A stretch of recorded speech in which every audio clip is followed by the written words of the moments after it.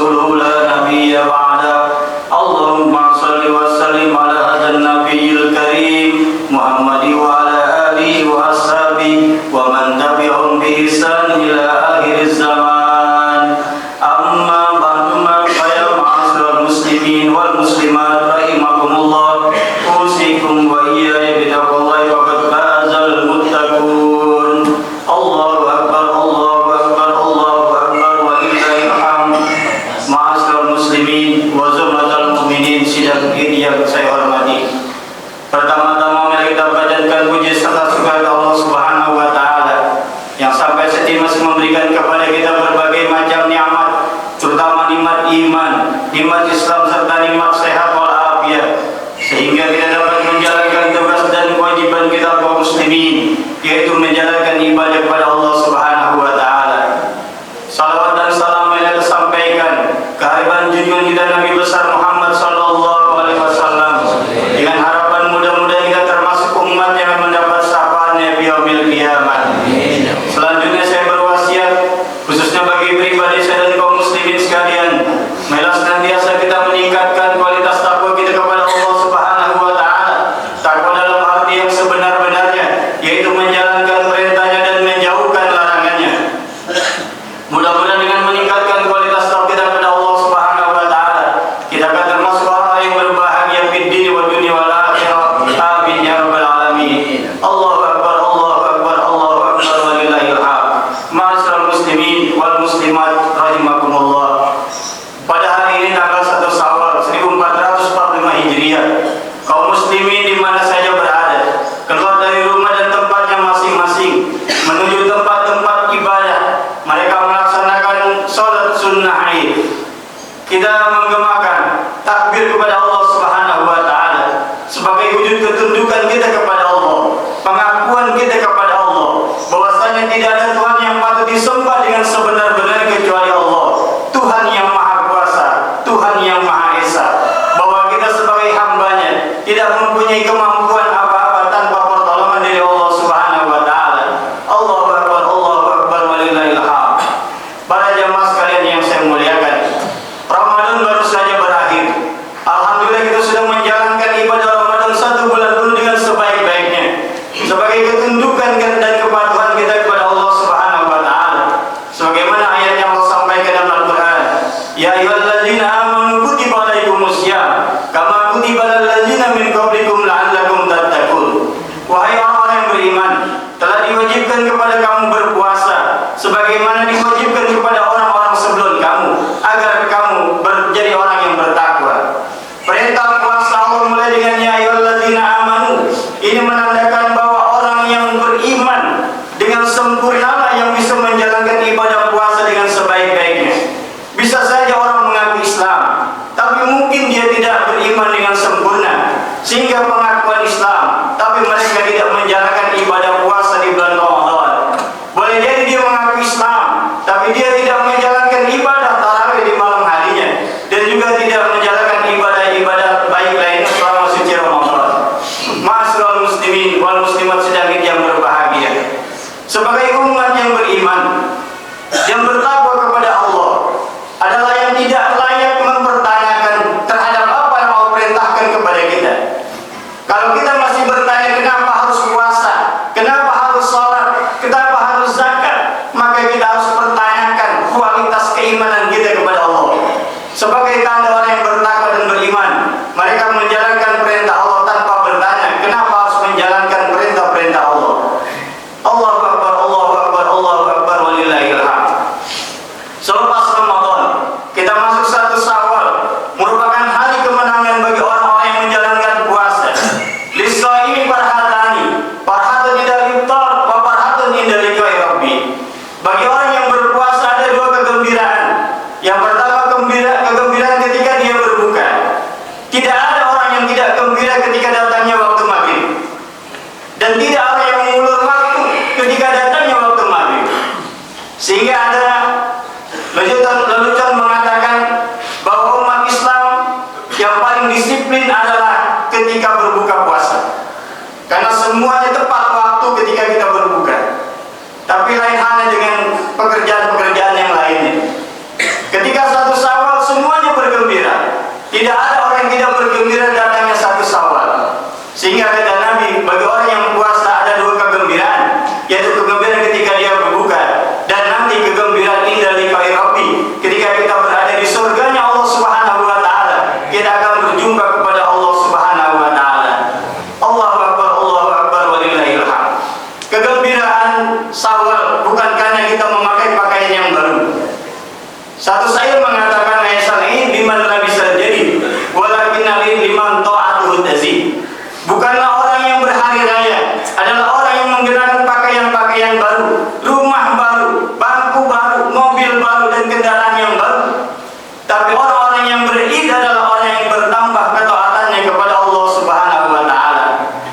Marilah kita evaluasi, apakah Ramadan kita sudah kita jalankan dengan sebaik-baiknya, sehingga di 1 Syawal ini kita patut mengucapkan minal aidin wal faizin.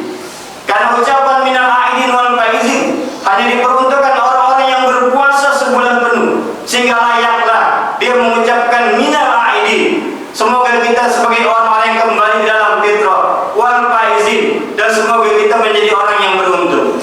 Tidak layak kata-kata minal aidin wal faizin diucapkan oleh orang-orang yang tidak berpuasa Ramadan, karena tidak ada keuntungan baginya dan tidak ada kembali ke dalam fitrah bagi dirinya. Bahkan dia termasuk orang yang dimurkai oleh Allah Subhanahu wa taala. Allahu akbar, Allahu akbar, Allahu akbar walillahil hamd. Ma'asyiral muslimin, Nabi menyatakan man shoma Ramadan imanan wa ihtisaban kharaja min dzunubihi ka yauma waladatu ummu.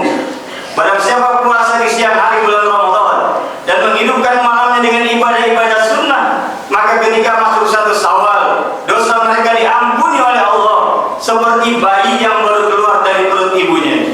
Sehingga dikatakan Idul Fitri, kembali kepada kesucian. Adapun dosa yang diampuni oleh Allah adalah dosa-dosa kecil kita kepada Allah. Dalam hadis Nabi mengatakan bahwa dosa itu ada 3 macam. Ada dosa yang tidak diampuni oleh Allah, ada dosa yang diampuni oleh Allah, dan ada dosa yang dibiarkan oleh Allah. Yang pertama, dosa yang tidak diampuni adalah dosa-dosa besar, termasuk dosa syirik kepada Allah Subhanahu wa taala. Tidak diampuni kecuali dia bertobat kepada Allah. Yang kedua, dosa yang diampuni oleh Allah, dosa-dosa kecil kita kepada Allah. Bisa diampuni karena kita menjalankan ibadah-ibadah, bisa dengan sedekah, berwudu, sholat, dan lain sebagainya. Yang ketiga adalah dosa yang dibiarkan oleh Allah, yaitu dosa sesama kita, atau lebih kita kenal dengan hakul adami. Dosa ini tidak akan Allah ampuni kecuali sesama kita sudah saling meredokan, sudah saling menghalalkan, sudah saling memaafkan. Tapi perlu kita catat bahwa ridho itu adalah ma laisa lahu syai'un fil qalbi.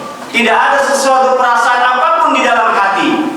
Artinya, ketika orang minta ridho kepada kita, tapi dalam hati kita masih ada kebencian, masih ada kedengkian, masih ada kesombongan dan lain sebagainya, itu belum sampai kita dikatakan orang yang ridho kepada Allah Subhanahu wa taala. Oleh karena itu, kita jangan termasuk dalam hadis Nabi. Ketika Nabi bertanya kepada sahabat, "Manil muflis?" Siapakah orang yang bangkrut? Kata sahabat, orang yang bangkrut adalah orang yang dagang tidak punya untung. Dan banyak lagi jawaban-jawaban yang lainnya. Kata Nabi, orang yang bangkrut adalah orang yang datang ke alam akhirat dari dunia membawa banyak pahala.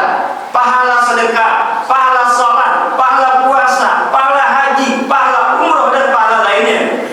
Tapi kemudian sampai di alam akhirat banyak orang-orang yang menagih pahala kepadanya. Pernah berbuat kezaliman ini kepada saudaranya, pernah berbuat kezaliman itu kepada saudaranya. Banyak hak-hak saudaranya yang belum dipenuhi selama dia hidup.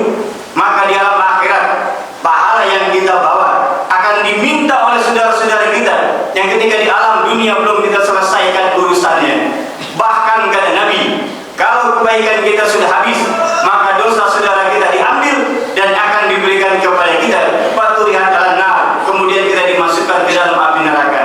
Oleh karena itu, tradisi halal bihalal perlu kita jalani dengan sebaik-baiknya, perlu kita maknai dengan sebenar-benarnya, bukan hanya sebagai ucapan belaka, tapi perlu kita jalankan, perlu kita praktekkan, perlu kita penuhi hak-hak adami yang belum kita selesaikan.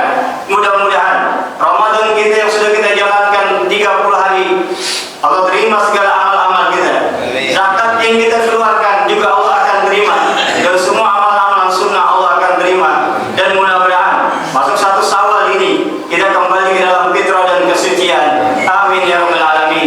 إن أحسن الكلام وأبدل النظام كلام الله ذي الجلال والإكرام والله سبحانه وتعالى يقول وبقوله يهتدي المهتدون فإذا قرئ القرآن فاستمعوا له وأنصتوا لعلكم ترحمون أعوذ بالله العظيم من الشيطان الرجيم يا أيها الناس اذكروا نعمة الله عليكم هل من خالق غير الله يرزقكم من السماء والأرض لا إله إلا هو فأنا تؤفكون بارك الله لي ولكم بالقرآن العظيم ونفعني وإياكم بما فيه من الآيات والذكر الحكيم وتقبل مني ومنكم تلاوته إنه هو السميع العليم أقول قولي هذا وأستغفر الله لي ولكم ولسائر المسلمين والمسلمات والمؤمنين والمؤمنات فاستغفروه إنه هو الغفور الرحيم. اللهم صل وسلم على سيدنا محمد وعلى آل سيدنا محمد.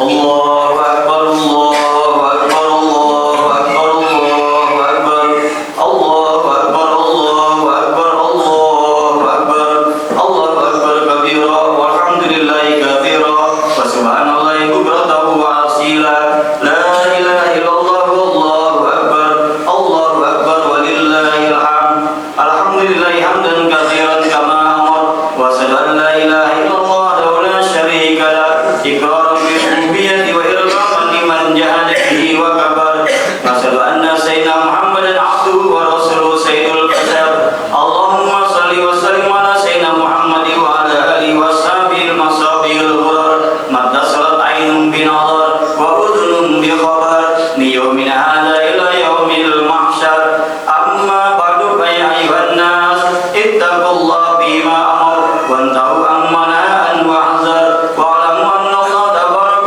وتعالى أمركم بأمر بدأ بنفسه وثنى بملائكته مسبحة بقدسه فقال تعالى ولم يزل قائلا عليما إن الله وملائكته يصلون على النبي يا أيها الذين آمنوا صلوا عليه وسلموا تسليما اللهم صل وسلم على سيدنا محمد جد الحسن والحسين وعلى آله وصحبه خير أهل الدارين خصوصا على أول الرفيق سيدنا أبي بكر الصديق وعلى الصديق المصدوق سيدنا أبي حفص عمر الفاروق وعلى زوج البنتين سيدنا عثمان بن النورين وعلى ابن أبي الغالب سيدنا علي بن أبي طالب وعلى ستة الباقين رضي الله عنهم أجمعين وعلى شريفين سيد سبب أهل الدارين أبي محمد الحسن وأبي عبد الله الحسين وعلى أمير الفضيلين على الناس سيدنا حمزة وسيدنا العباس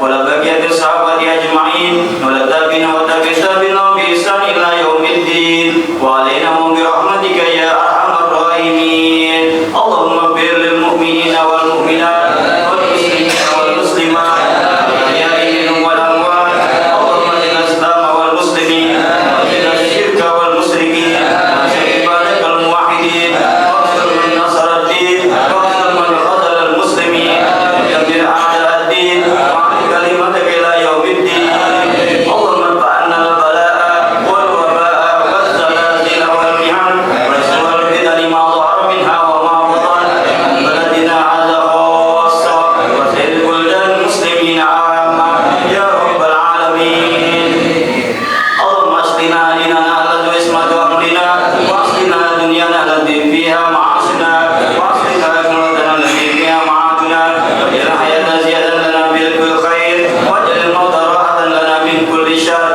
اللهم ألف بين قلوبنا وأصلح ذات بيننا واهدنا سبل السلام ونجنا من الظلمات إلى النور وجنبنا الفواحش ما ظهر منها وما بطن وبارك لنا في أسماعنا وأبصارنا وقلوبنا وأزواجنا وذرياتنا وتب علينا إنك أنت التواب الرحيم